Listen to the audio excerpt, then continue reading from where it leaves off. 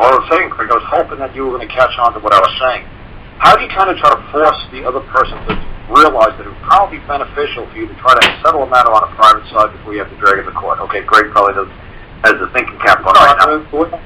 But the way I said that is, if you have the ability to be writing the contract at the beginning, right, you put severe penalties into the contract for disclosure. Okay.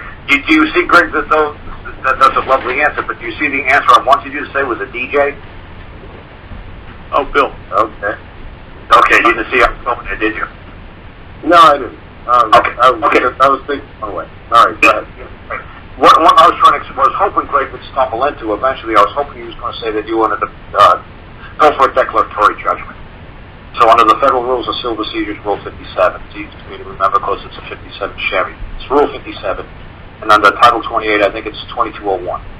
And all you're basically doing is saying, look, Judge, you like Greg said to me, he's like, hey, you know what would be fun?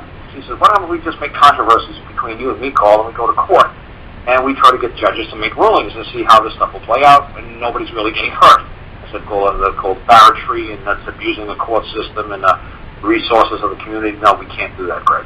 But there's something called a DJ, the declaratory judgment, that if you have a controversy that truly exists between you and somebody who really doesn't want to come forward and get involved, thinks they're going to sneak out of whatever they want to do, you're just going to propose this complaint. It's not a claim, it's a complaint, where you're just whining about something to a man in a black robe.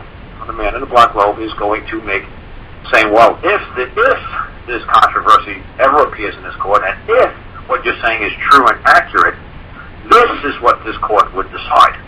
This ruling is not binding on any party. It's just an opinion of what this court may do if these parties ever appear before us.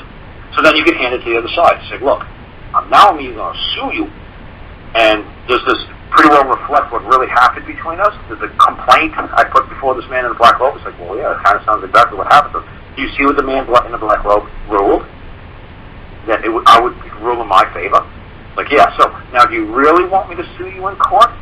So you could just have the judge repeat what he just wrote here in this declaratory judgment? And do you want him just to actually put it down as the judgment of the court? Would you rather do it that way? How do you want to do this? So it's called a declaratory judgment if you're just trying to find an opinion of the court and how they may rule. That's a pretty good way of doing it. Yeah, I forgot about that. That's why I was going with summary judgment. But that's what I'm saying. If you're just trying to test out theories, that's how you could basically do it without, because people got arrested, years ago for doing that silly stuff on me and Greg.